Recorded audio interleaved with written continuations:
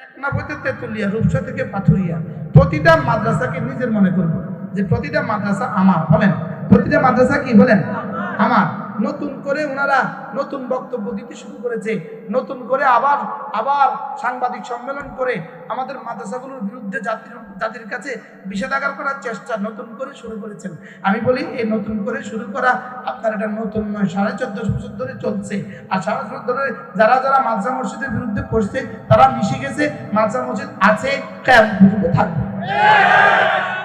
কি বলেন? মাদ্রাসা মসজিদ ছিল, বলেন আছে, থাকবে।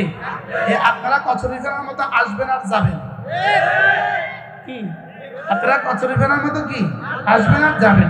মাদ্রাসা ছিল, আছে, থাকবে। আচ্ছা, আপনারাই বুঝেন, কোরআনে কারীম হেফাজতের জিম্মাদার কে? যদি হেফাজতের জিম্মাদার আল্লাহ হয় তো কোরআনে কারীম শিখায় কোথায়? মাদ্রাসা হেফাজতের জিম্মাদার কি হবে? অতএব সাহাবাকে বক্তব্য দিয়ে কোনো লাভ নাই। নতুন বক্তব্য দিতেছে, নতুন বক্তব্য দিতেছে, আমাদের হেফজখানাগুলোর বিরুদ্ধে বিষেধাগার করছেন। তারা মনে করেছেন তারা এই বক্তব্য দিয়ে তারা হিরো হয়ে যাবে। না না, এই বক্তব্য দিয়ে অচিরেই হিরো। দেখতে দেখতে চেহারা বানরের মতো, দেখতে দেখতে চেহারা কি সব বেঈমান, সব বেনামাজি বুড়ো কলে চেহারা বানরের মতো। আচ্ছা, এরা চেহারা বানরের মতো হয় কেন? আগে বানর ছিল যে, এই জন্য। আলহামদুলিল্লাহ, ওলামায়ে কেরাম, কান রব্বানি ওলামায়ে কেরাম, আল্লাহ ওয়ালা দিনদার মুরব্বি যত বুড়ো হয় তত সুন্দর হয়। কেন? এরা অতীতে নবীদের বংশধর, সামনে নবীদের সাথে মিশে যাবে। কি এজন্য এদের হাসর হবে বানরের সাথে, আর ঈমান ওয়ালাদের হাসর হবে নবীদের সাথে। এটা নেয়ামত প্রাপ্তির বেলায় আমরা সকলেই সমানভাবে অংশীদার। সারা দুনিয়ার সমস্ত মুসলমান এই 4 নেয়ামতের বেলায় সমানভাবে অংশীদার। সকলেই আমরা মানুষ, সকলেই আমরা মুমিন, সকলেই আমরা নবীজির উম্মত। কুরআন আমাদের সকলের কিতাব। নেয়ামত প্রাপ্তির বেলায় আমরা সকলেই সমান, লেকিন আল্লাহ তাআলার কাছে আমাদের দাম সমান নয়। আল্লাহ তাআলার কাছে আমাদের দাম কি নয়? এই 4 নেয়ামতে হযরত সিদ্দিক আকবর যতটা শামিল, আমিও ততটা শামিল। হযরত ফারুক আজম যতটা অংশীদার, আমিও ততটা অংশীদার। সাহাবা যতটা অংশীদার, আমিও ততটা অংশীদার। নেয়ামত প্রাপ্তির বেলা আমরা সকলেই সমান, লেকিন আল্লাহ তাআলার কাছে দামের বেলায় ওয়ালিকুল্লিন দারাজাতুম মিম্মা আমিলু, আল্লাহ তাআলা বলেন তো তোমাদের সকলের দাম আল্লাহ তাআলার কাছে ভিন্ন ভিন্ন। বলেন দাম কি? বলেন ভিন্ন ভিন্ন। একজন তো সিদ্দিক আকবর, আরেকজন তো ফারুক আজম, আরেকজন তো হযরত ওসমান, আরেকজন তো হযরত আলী, আর আরেকজন তো ইমাম আজম আবু হানিফা, আরেকজন তো কাসেম নানুতুবি, আরেকজন তো রশিদ আহমদ গঙ্গুহি, আরেকজন তো হযরত হুসাইন আহমদ মাদানী, আরেকজন তো আল্লামা আহমদ শফি। লেকিন আমি আমার দাম এত কম হলো কেন? ওনাদের দাম এত বেড়ে গেল কেন? আমি করাচি হযরত ওয়ালা রহমতুল্লাহ আলাইহি বলতেন যে একমাত্র কারণ হলো নেয়ামতের বেলায় সমান, শুকর আদায়ের বেলায় ব্যবধান। বলেন, নেয়ামতের বেলায় সমান, শুকর আদায়ের বেলায় কি? আমাদের মধ্যে শুকর আদায়ের বেলায় ব্যবধান। এজন্য আল্লাহ তাআলা বলেন আকালিলুম মিন ইবাদিয়াশ শাকুর, আমার শুকর গুজার বান্দা অল্পই হয়। আল্লাহ তাআলার শুকর গুজার বান্দা কি হয়? বলেন অল্পই হয়। শুকর 3 জিনিসকে বলে, 3টা জিনিস যখন একসাথে পাওয়া যায় এটাকে শুকর বলে।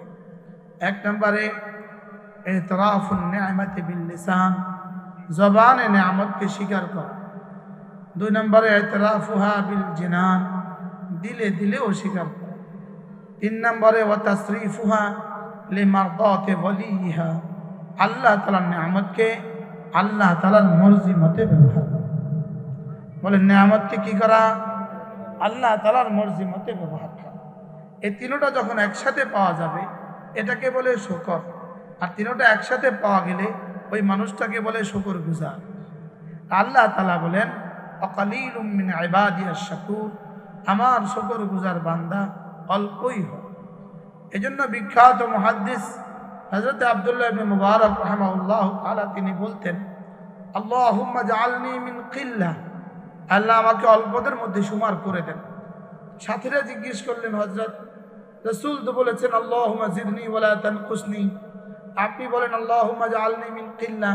তো তিনি বলেন, যেহেতু আল্লাহ তাআলা বলেন আকালিলুম মিন ইবাদিয়াশ শাকুর, আমার শুকরগুজার বান্দা অল্প, আল্লাহ তাআলা যেন অল্পদের মধ্যে আমাকেও সুমার করে দেন।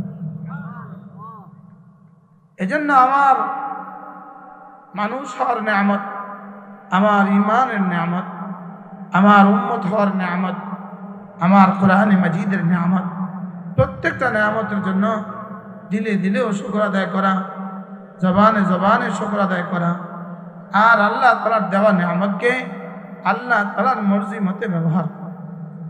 এই 4 নেয়ামতের পরে আমার উপরে সবচেয়ে দামি নেয়ামত হলো আমার হায়াত। বলেন আমার কি? আবার বলেন আমার হায়াত। মূলত আমার হায়াত 3 ভাগে বিভক্ত। 1 ভাগ অতীত, আরেক ভাগ বর্তমান, আরেক ভাগ ভবিষ্যৎ। অতীত চলে গেছে, ফিরিয়ে আনার রাস্তা নাই।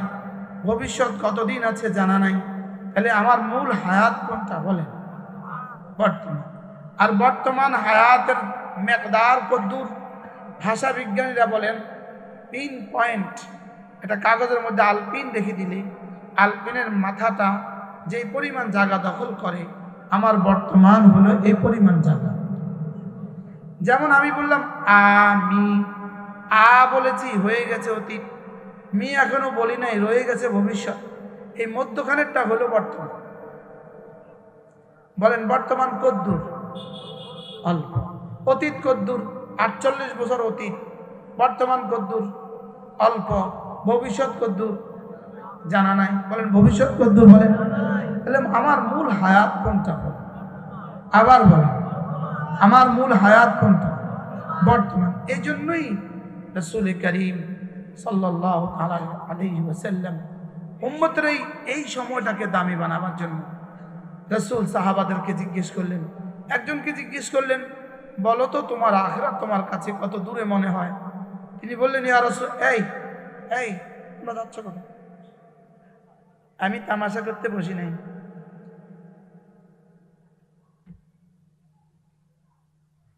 কি বলছি? তোমার আখিরাত কত দূরে? তো তিনি বললেন, ইয়া রাসূলুল্লাহ, আমি যখন 4 রাকাত নামাজে দাঁড়াই, আমার আখিরাতকে আমার আরো কাছে মনে হয়। আমি ভাবি আমার আখিরাত হয়তো সালামের আগে আগে আমার আখিরাত শুরু। আরেকজনকে জিজ্ঞেস করলেন, তোমার আখিরাত কত দূরে মনে হয়? রাসূল ওই সাহাবীকে বললেন, যালিকা বাঈদ, এটা অনেক দূর, তুমি অনেক দূরে মনে করে আছো আখিরাত। আরেকজনকে জিজ্ঞেস করলেন, তুমি কত দূরে মনে করো? তো তিনি বললেন, ইয়া রাসূলুল্লাহ, আমি যখন আখিরি বৈঠকে বসি, তাশাহুদ শুরু করি, আমি সালাম দিতে পারবো কিনা আমার আশঙ্কা। রাসূল বললেন, যালিকা বাঈদ, এটাও তো অনেক দূর মনে হয়। রাসূল বললেন, আমি এক সালাম দিয়ে আরেক সালাম দিতে পারবো কিনা এটা আমার কাছে আশঙ্কা। মুহাম্মদুর রাসূলুল্লাহ সাল্লাল্লাহু তাআলা আলাইহি ওয়াসাল্লাম, যিনি এই কথা জানতেন, যার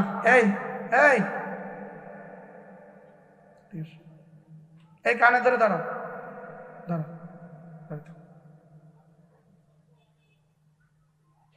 মাহফিলকে তামাশা বানিয়েছি, তামাশা।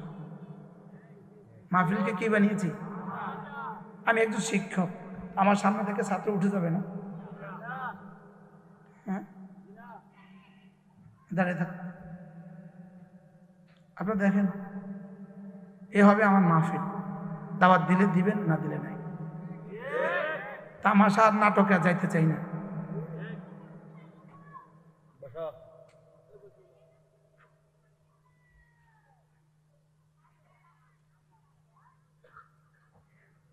তামাশা আর নাটকে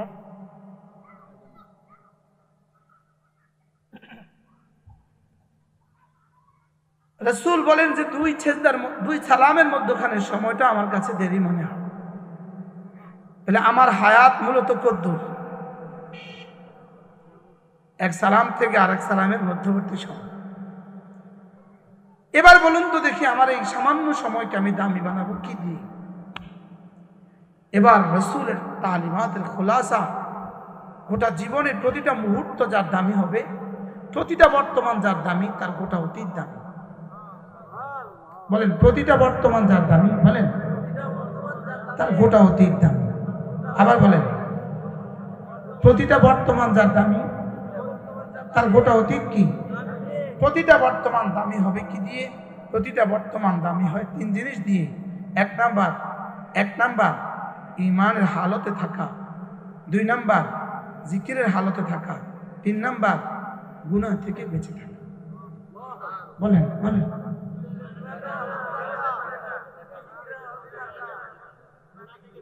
গুনাহ থেকে, যার প্রতিটা সেকেন্ড, যেমন দিনের 10টা বাজে, এই সময় তার উপরে নামাজ নাই, এই সময় তার উপরে রোজা নাই, এই সময় তার উপরে হজ তো নাই, এই সময় যাকাত দেওয়ার সুযোগ নাই, এই সময় তার নফল নাই, নফল নামাজ পড়ছে আছে, এখন সে কি করবে? এই সময় তার অজু নাই, তেলাওয়াত করার মতো পরিস্থিতি নাই, অজু নাই, সে কাজে আছে, সে খেতে, সে খামারে, সে অফিসে আদালতে। এই সময় তার উপরে দ্বীনের পক্ষ থেকে, আল্লাহর রাসূলের পক্ষ থেকে তার ফরিজা কি, তার দায়িত্ব কি? 3টা। ঈমানের সাথে থাকা, বলেন জিকিরের সাথে থাকা, গুনাহ থেকে বেঁচে থাকা। এই 3টা আমার কোন কোন সময়ের ফরিজা, কোন কোন সময়ের দায়িত্ব? বলেন কতটা মিনিটের, কতটা সেকেন্ডের, কতটা সেকেন্ডের, কত ভাগের 1 ভাগের? আমার ফেসবুক কোনটার মধ্যে পড়ে? কোনটার মধ্যে পড়ে? আমার ইউটিউব কোনটার মধ্যে পড়ে? আমার পত্রিকা কোনটার মধ্যে পড়ে? আমার গল্প করা কোনটার মধ্যে পড়ে? আমার চায়ের দোকানে আড্ডা দেওয়া কোনটার মধ্যে পড়ে? কোনটার মধ্যে? ঈমানের সাথে থাকা কতক্ষণ? হায়াত আছে যতক্ষণ, বলেন অক্সিজেন আছে যতক্ষণ, ততক্ষণ ঈমানের সাথে থাকা। বলেন অক্সিজেন আছে যতক্ষণ, বলেন ততক্ষণ কি? 1 সেকেন্ডের জন্য ঈমান থেকে খালি হওয়ার সুযোগ নেই। তাইলে আমার প্রতিটা সেকেন্ডের জিম্মেদারি কি? বলেন আবার বলেন। এজন্য মাঝে মাঝে ঈমানের দিকে তাকানো, এটা আছে না চলে গেছে, এটা আছে না চলে গেছে, এটার দিকে মাঝে মাঝে তাকানো, এটাকেই রাসূল বলেছেন জাদ্দিদু ঈমানাকুম। এই গত 2-1 দিনে আল্লাহ তাআলা একটা বিষয় আমার সামনে বারবার সদর করতেছে। আজীব, আমার নামাজ, আমার জিকির, আমার রোজা, আমার জিকির যেন জিকিরের সাথে হয়, আমার নামাজ যেন জিকিরের সাথে হয়। বলে জিকির আবার জিকিরের সাথে হয় কেমনে? বলে জিকির আবার জিকিরের সাথে হয় কেমনে? তো নামাজ জিকিরের সাথে হবে কেমনে? আকিমিস সালাতা লিযিকরি, আমার যেন ঈমান 1 সেকেন্ডের জন্য কখনো যেন আমি ঈমান থেকে খালি হয়ে না যাই। কোন আল্লাহ তাআলার জাত, বলেন আল্লাহ তাআলার জাত, আল্লাহ তাআলার সিফাত, আল্লাহ তাআলার জাতের ইয়াকিন, আল্লাহ তাআলার সিফাতের ইয়াকিন, আল্লাহ তাআলার ওয়াহদানিয়তের ইয়াকিন, আল্লাহ তাআলার ওয়াহদানিয়তের ইয়াকিন, এই বিষয়গুলো কতক্ষণ থাকে আমার দিলে? কতক্ষণ? বলেন আমার অক্সিজেন চলে যতক্ষণ, আমাকে থাকতে হবে এই বিষয়গুলোর সাথে কি? ততক্ষণ। এটা হলো ঈমানের সাথে থাকা, এটা হলো ঈমানের সাথে থাকা। বলেন 1 নম্বর কি? বলেন ঈমানের সাথে থাকা। বলেন আবার বলেন আমার জীবনে 1 নম্বর ফরিজা কি? ঈমানের সাথে। এটাকে রাসূল বলেন জাদ্দিদু ঈমানাকুম, তোমরা তোমাদের ঈমানকে নবায়ন করো। ক্বালু কাইফা নুজাদ্দিদু ঈমানানা ইয়া রাসূলুল্লাহ, আমরা আমাদের ঈমানকে কিভাবে নবায়ন করব? ক্বালা ফাকসিরু বিকাউলি লা ইলাহা ইল্লাল্লাহ, লা ইলাহা ইল্লাল্লাহ, লা ইলাহা ইল্লাল্লাহ মুহাম্মাদুর রাসূলুল্লাহ। আমার জবানে যখন লা ইলাহা ইল্লাল্লাহ বলবে, জবানে বলবে লা ইলাহা ইল্লাল্লাহ, এটা হয়ে গেল আমার জিকির। এই জিকিরটা যেন জিকিরের সাথে হয়, জিকির যেন জিকিরের সাথে হয়। বলেন কি বলছি? বলেন বলে জিকির আবার জিকিরের সাথে হয় কেমনে? জিকির যেন জিকিরের সাথে হয়, জিকির হবে জবানে, আরেক জিকির হবে দিলে। জবানের জিকির যেন দিলের জিকিরের সাথে হয়। সুবহানাল্লাহ বলেন। এটা হলো জিকির যেন জিকিরের সাথে হয়। বলেন, জিকির যেন জিকিরের সাথে হয়, ওয়াজ যেন জিকিরের সাথে হয়, নামাজ যেন জিকিরের সাথে হয়, তিলাওয়াত যেন জিকিরের সাথে হয়। সুবহান। কি আমার জবানে জিকির চলে, আমার দিল গাফেল, এই জিকির জিকিরের সাথে হয় নাই। এটাকে আল্লাহ তাআলা বলেন আকিমিস সালাতা লিযিকরি। এটাকে আল্লাহ তাআলা বলেন ওয়ালা যিকরুল্লাহি আকবার। এটাকে বলেন ওয়ালা যিকরুল্লাহি আকবার। এটাকে বলেন রিজালুন লা তুলহিহিম তিজারাতুন ওয়ালা বাইউন আন যিকরিল্লাহ। এটাকে আল্লাহ তাআলা বলেন ইয়া আইয়ুহাল্লাযীনা আমানু লা তুলহিকুম আমওয়ালুকুম ওয়ালা আওলাদুকুম আন যিকরিল্লাহ। বলেন জিকির যেন জিকিরের সাথে হয়। আমি যখন আল্লাহু আকবার বলি, আল্লাহু আকবার যেন আল্লাহ তাআলার কিবরিয়ার সাথে হয়। সুবহানাল্লাহ বলি, এটা যেন আল্লাহ তাআলার পবিত্রতার সাথে হয়। আমি যখন আলহামদুলিল্লাহ বলি, এটা যেন আল্লাহর প্রশংসার সাথে হয়। অন্যথায় একটা শব্দ, অন্যথায় একটা কি বলেন, একটা শব্দ, এই শব্দ কোনো কম দামি নয়, এটাও অনেক দামি, এটাও অনেক কি, এটাও অনেক দামি, কিন্তু এটা মূল নয়। এটার ভিতরে যেটা আছে ওটা হলো মূল, ওটা হলো কি। তাহলে বলেন জিকির যেন জিকিরের সাথে হয়। বলেন আমার নামাজ যেন কিসের সাথে হয়, জিকিরের সাথে হয়। আমার রোজা যেন কি, জিকিরের সাথে হয়। সাহাবা জিজ্ঞেস করলেন ইয়া রাসূলুল্লাহ কোন নামাজ আফদল, কোন নামাজ সর্বোত্তম? রাসূল বললেন আকসারুহা যিকরান লিল্লাহি আযজা ওয়া জাল। যেই নামাজে জিকির যত বেশি এই নামাজ তত উত্তম। সুবহানাল্লাহ। এখানে দুটো মুরাদ, একটা হলো জিকরে কলবি, একটা হলো জিকরে লিসানি। জবানেও জিকির, দিলেও জিকির। বলেন জবানেও জিকির কি, দিলেও জিকির। তাহলে রুকুর তাসবিহ বেশি হয়ে গেল জবানে, আবার দিলেও তাসবিহ বেশি হয়ে গেল, সিজদায় তাসবিহ বেশি হয়ে গেল, দিলেও তাসবিহ বেশি হয়ে গেল, তো এই নামাজ দামি হয়ে গেল। এবার জিজ্ঞাসা করলেন ইয়া রাসূলুল্লাহ আইয়ুস সাওমি আফদল, কোন রোজা সর্বোত্তম? এবার রাসূল বললেন আকসারুহা যিকরান লিল্লাহি আযজা ওয়া জাল। যেই রোজাতে জিকির যত বেশি হয় এই রোজা তত দামি। কি ভাই, রমজানের দিনের বেলায়, বলেন রমজানের দিনের বেলায় প্রথম জিম্মাদারি সিয়াম, রাতের বেলায় কি কিয়াম, দিনের বেলায় কি সিয়াম, রাতের বেলায় কি কিয়াম। এই দুইটা দামি হবে কখন? এই দুইটা দামি হবে তিন জিনিসের দ্বারা। বলেন এই দুইটা দামি হবে কয় জিনিসের দ্বারা? তিন জিনিসের দ্বারা। আমার রোজা দামি হবে, আমার কিয়াম দামি হবে, আমার নামাজ দামি হবে, আমার গোটা জিন্দেগির প্রতিটা মুহূর্ত দামি হবে তিন জিনিসের দ্বারা। এক নম্বরে আল্লাহ তাআলার মহব্বত, দুই নম্বর আল্লাহ তাআলার রহমতের আশা, তিন নম্বর আল্লাহ তাআলার আযাবের ভয়। কটা দিয়ে বলেন কি কি? আল্লাহ তাআলার মহব্বত, আল্লাহ তাআলার রহমতের আশা, আল্লাহ তাআলার আযাবের ভয়। এই তিনটার ভিত্তিতে আমার নামাজ। এবার যদি সারা দুনিয়াতে যদি 200 কোটি মুসলমান একসাথে নামাজ পড়ে, আর এই তিনটা যার কলেজা সবচেয়ে বেশি, তার নামাজ সবচেয়ে ভালো।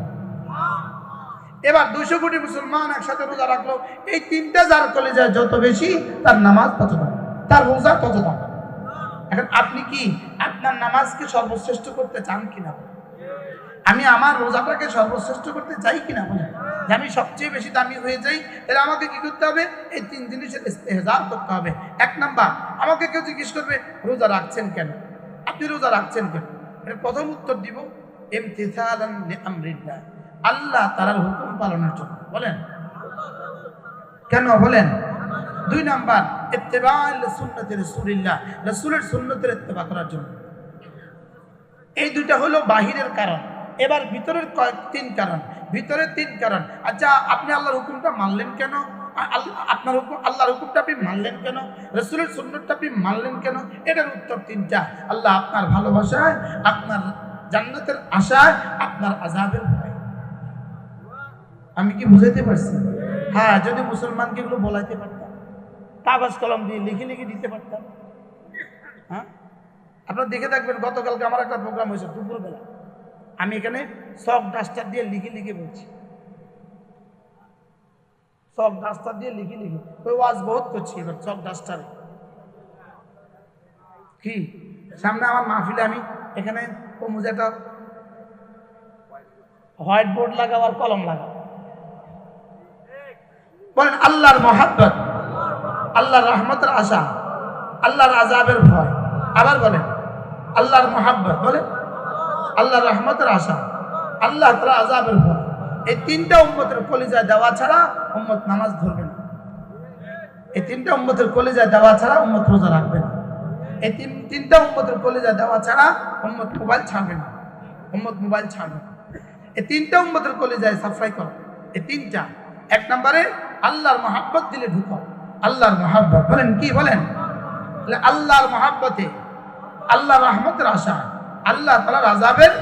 লা ইলাহা ইল্লাল্লাহ, লা ইলাহা ইল্লাল্লাহ, লা ইলাহা ইল্লাল্লাহ, লা ইলাহা ইল্লাল্লাহ, লা ইলাহা ইল্লাল্লাহ, লা ইলাহা ইল্লাল্লাহু মুহাম্মাদুর রাসূলুল্লাহ। তাইলে আমার জিকির যেন হয় জিকিরের সাথে। বলেন জিকির যেন হয় কি? জিকির জিকিরের সাথে হয় কেমনে? আবার বলো তো জিকির তো হচ্ছে, এটা তো তাহসিলে আজল লাজম আসবে। এটা তো তাহসিলে আজল লাজম আসবে, যেটা হওয়া জিনিস আবার হবে কেমনে? আরে বাতরাদা আবার বাতরাদার সাথে হয় কেমন? আরে বুঝেন না, এটা বাতরাদা হইতেই আছে। বলে জিকির আবার জিকিরের সাথে হয় কেমনে? জবানের জিকির যেন দিলের জিকিরের সাথে। বলেন কি বলছি? তাহলে নামাজ জিকিরের সাথে হবে কেমনে? আমি যখন আল্লাহু আকবার বলি, আমার আল্লাহু আকবার মুখে বলা আল্লাহ তাআলার কিবরিয়ার সাথে হয়, এটা হবে জিকির জিকিরের সাথে। আমি কি বুঝাইতে পারছি? বলেন। তাহলে আমার তেলাওয়াত যখন হবে, আমার দিল বলতে থাকবে যেটা আল্লাহ তাআলার কালাম শুনছি। আমি আল্লাহ তাআলার সামনে দাঁড়িয়ে আছি, আমি আল্লাহ তাআলার কালাম শুনছি, আল্লাহ তাআলার সামনে দাঁড়িয়ে আছি, আমি আল্লাহর মহাব্বতে দাঁড়িয়ে আছি, আমি আল্লাহর জান্নাতের আশায় দাঁড়িয়ে আছি, আমি আল্লাহ তাআলার আযাবের ভয়ে দাঁড়িয়ে আছি। এই তিনটা দিলে জাগরুক করা, তো দেখবেন নামাজের মজাই আলাদা। বলেন নামাজের মজা যার যেমন, আল্লাহকে দেখার মজা তার তেমন। জান্নাতে আল্লাহর দিদারের মজা কেমন হবে? দুনিয়াতে যার নামাজ যত মজা। বলেন আন্না লাজ্জাতান নাজরি ইলা রাব্বি আযজা ওয়া জাল কালাজ্জাতিহি ফিল ইবাদাতি ফিদ দুনিয়া। বান্দা, তোমার নামাজে মজা যেমন, জান্নাতে আমার দিদারে তোমার মজা তেমন। এখানেই শেষ নয়, হুরের মজা কার কেমন হবে? নামাজে মজা যার যেমন। বলেন গিলমানে মজা কার কেমন? নামাজে মজা যার যেমন। জান্নাতের ফুলে মজা কার কেমন? নামাজের মজা যার যেমন। জান্নাতের ফলে মজা কার কেমন? জান্নাতের মধুতে মজা কার কেমন? জান্নাতের শরাবে মজা কার কেমন? জান্নাতের হৌর আর গিলমানে মজা কার কেমন? জান্নাতের পাখিগুলোতে মজা কার কেমন? জান্নাতে কার মজা কেমন? দুনিয়াতে যার ইবাদতে মজা যেমন। আমি কি বুঝাইতে পারছি আপনাদেরকে? বলেন দুনিয়াতে যার ইবাদতে, এখন যার ইবাদতে কোনো মজা নাই, তো জান্নাতে মজাটা তার কেমন হবে? হ্যাঁ, যেটা দিবে সেটাও দুনিয়ার সমস্ত মজার চেয়ে বেশি, কিন্তু ওই মজার তুলনায় আরেকজনের মজা কোটি কোটি গুণে বাড়তি হবে। এবার বলেন সিদ্দিক আকবরের মজা কেমন হবে? হ্যাঁ, এবার ফারুক আজম মজা কেমন? আচ্ছা, এবার নবীদের মজা কেমন? এবার আমাদের নবীজির মজা কেমন? আল্লাহ আমাদেরকে জিকিরের জন্য জিকির করার তৌফিক দান করুন। ইবাদতের জন্য ইবাদত, ইবাদতের জন্য ইবাদত নয়, আল্লাহর জন্য ইবাদত। বলেন একটা হলো জাহান্নামের ভয়ে ইবাদত, আর হলো জান্নাতের আশা ইবাদত, আর হলো আল্লাহর জন্য ইবাদত। জাহান্নামের ভয়ে ইবাদত, এটাকে বলে তাওবা। আল্লাহর জান্নাতের আশা ইবাদত, এটাকে বলে এনাবা।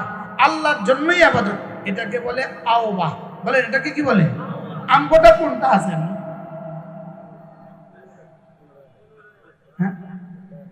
আমাদেরটা কোনটার মধ্যে পড়ে? কবে কবে নামাজে দাঁড়িয়েছেন মনে হয়েছে আমি জাহান্নাম থেকে নাজাতের আশায় দাঁড়িয়েছি? কি ভাই, কবে কবে মনে হয়েছে যে আমি জান্নাতের আশায় দাঁড়িয়েছি?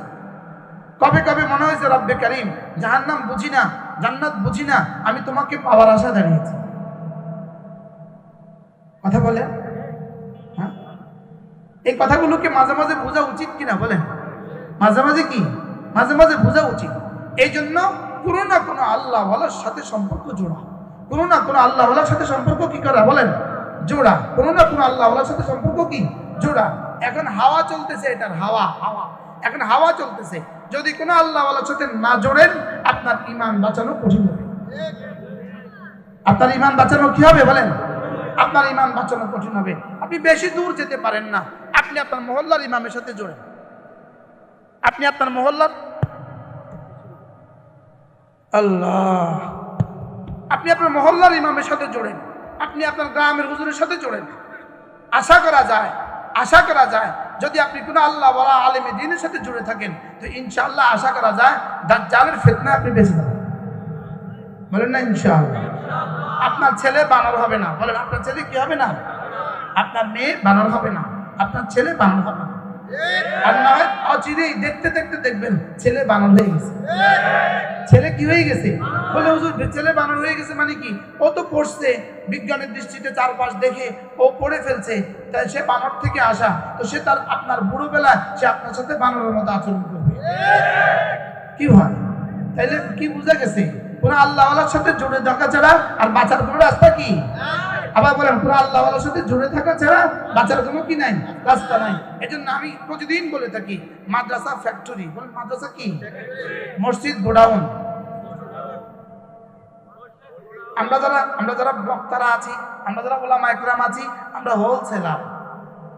আমাদের তবলিগি বন্ধুরা ভাই খুচরা বিক্রেতা, আপনারা হলেন ভোক্তা, ক্রেতা। তাহলে কয় দল পাইলাম আমরা? একটা কি? ফ্যাক্টরি। বলেন ফ্যাক্টরি। ফ্যাক্টরি কোনটা? বলেন কোরআন আর হাদিসের ফ্যাক্টরি কোনটা? দ্বীনের ফ্যাক্টরি কোনটা? এবার গোডাউন কোনটা? মসজিদ। এবার হোলসেলার কারা? ওলামা একরাম। বলেন হোলসেলার কারা? আমাদের তাবলিগি সাথীরা, তাদের কাছে অল্প মাল আছে লেকিন হাঁটি হাঁটি বেচে। সুবহানাল্লাহ বলেন। তারা ঘরে ঘরে গিয়ে বেচে, আপনার দুয়ারে দুয়ারে গিয়ে ডাক দেয়। তাহলে তারা হলো কি বলেন? এবার আপনারা কারা? ক্রেতা। এখন আপনারা যদি বলেন আমরা নিতাম না, আমরা তাবলিগি বন্ধুরা কার কাছে করব? আর তাবলিগির বন্ধুরা যদি বলেন আমরা ওলামাদের কাছে যাইতাম না, তো আপনি মাল কই পাবেন? আর বুঝেন নাই কথা মনে? তাবলিগি বন্ধুরা যদি বলেন আমরা ওলামাদের কাছে যাব না, তা আপনার মাল, আপনার গামছা তো কয়দিন পরে শেষ হয়ে যাবে। কি ভাই? তাইলে আমাকে কোনো না কোনো ফ্যাক্টরির সাথে আমাকে যোগাযোগ করতে হবে। তো ইনশাআল্লাহ দাজ্জালের থাবায়ও আমার ঈমান যাবে। বলেন না ইনশাআল্লাহ? বলেন না ইনশাআল্লাহ? তাহলে আমাদের এই মাদ্রাসাগুলো আমাদের দ্বীনের আখেরি ঠিকানা। দ্বীনের কি বলেন? আখেরি ঠিকানা। এই জন্য আল্লাহ তাআলা এই মাদ্রাসাকে কবুল করেন। আল্লাহ তাআলা এই মাদ্রাসার সমস্ত প্রয়োজন পুরা করে দেন। আল্লাহ তাআলা মাদ্রাসার সমস্ত জরুরত পুরা করে দেন। টেকনাফ হতে তেতুলিয়া, রূপসা থেকে পাথুরিয়া, প্রতিটা মাদ্রাসাকে নিজের মনে করব যে প্রতিটা মাদ্রাসা আমার। বলেন প্রতিটা মাদ্রাসা কি বলেন? আমার। নতুন করে ওনারা নতুন বক্তব্য দিতে শুরু করেছে, নতুন করে আবার সাংবাদিক সম্মেলন করে আমাদের মাদ্রাসাগুলোর বিরুদ্ধে জাতির কাছে বিষেধাগার করার চেষ্টা নতুন করে শুরু করেছেন। আমি বলি এই নতুন করে শুরু করা আপনার এটা নতুন নয়, 14.5 বছর ধরে চলছে। আর 14.5 বছর ধরে যারা মাদ্রাসা মসজিদের বিরুদ্ধে করছে তারা মিশে গেছে। মাদ্রাসা মসজিদ আছে, কিয়ামত পর্যন্ত থাকবে। কি বলেন? মাদ্রাসা মসজিদ ছিল, বলেন আছে, থাকবে। আপনারা কচুরি ফেনার মতো আসবেন আর যাবেন। কি আপনারা কচুরি ফেনার মতো কি আসবেন আর যাবেন? মাদ্রাসা ছিল, আছে, থাকবে। আচ্ছা আপনারাই বুঝেন কোরআনে কারীম হেফাজতের জিম্মাদার কে? যদি হেফাজতের জিম্মাদার আল্লাহ হয় তো কোরআনে কারীম শিখায় কোথায়? মাদ্রাসা হেফাজতের জিম্মাদার কি হবে? অতএব সাহাবাকে বক্তব্য দিয়ে কোনো লাভ নাই। নতুন বক্তব্য দিতেছে আমাদের হেফজখানাগুলোর বিরুদ্ধে বিষেধাগার করছেন। তারা মনে করেছেন তারা এই বক্তব্য দিয়ে তারা হিরো হয়ে যাবে। না, এই বক্তব্য দিয়ে অচিরেই হিরো। দেখতে দেখতে চেহারা বানানোর মতো, দেখতে দেখতে চেহারা কি সব বেঈমান, সব বেনামাজি, বুড়ো কালে চেহারা বানানোর মতো। আচ্ছা এরা চেহারা বানানোর মতো হয় কেন? আগে বানর ছিল যে, এই জন্য। আলহামদুলিল্লাহ ওলামা ইকরাম, রব্বানি ওলামা ইকরাম, আল্লাহ ওয়ালা দিনদার মুরব্বী যত বুড়ো হয় তত সুন্দর হয়। কেন? এরা অতীতে নবীদের বংশধর, সামনে নবীদের সাথে মিশে যাবে। কি এজন্য এদের হাসর হবে বানরের সাথে, আর ঈমানওয়ালাদের হাসর হবে নবীদের সাথে। এজন্য নিজেদেরকে কি বলে? আচ্ছা, নিজেকে বানর কয়, কি কয়? মাথা নষ্ট। কি বলে? হ্যাঁ, পাগলে কিনা বলে, ছাগলে কিনা। লেখছে কি জানেন? বিজ্ঞানের দৃষ্টিতে চারপাশ দেখুন, লক্ষ লক্ষ বছর আগে বানর বা শিম্পাঞ্জি লাফাতে লাফাতে এভাবে থেকে এভাবে হয়ে গেছে, এভাবে থেকে এভাবে হয়ে গেছে, এভাবে থেকে এভাবে একটা দৌড় দিয়েছে। আস্তে আস্তে বাংলাদেশ, আস্তে আস্তে ঢাকা। কি হয় বলেন? পাগলে কিনা বলে, ছাগলে কিনা না বলেন? এই বিজ্ঞানীদেরকে জিজ্ঞেস করেন, বিজ্ঞানী বন্ধুরা বলুন তো দেখি, সব বানরের চেহারা একরকম, মানুষগুলোর চেহারা ভিন্ন ভিন্ন কেন? বিজ্ঞানী হয়ে যাবে অজ্ঞান? বিজ্ঞানী হয়ে যাবে কি? কয় কি আজি আশ্চর্য কথা না?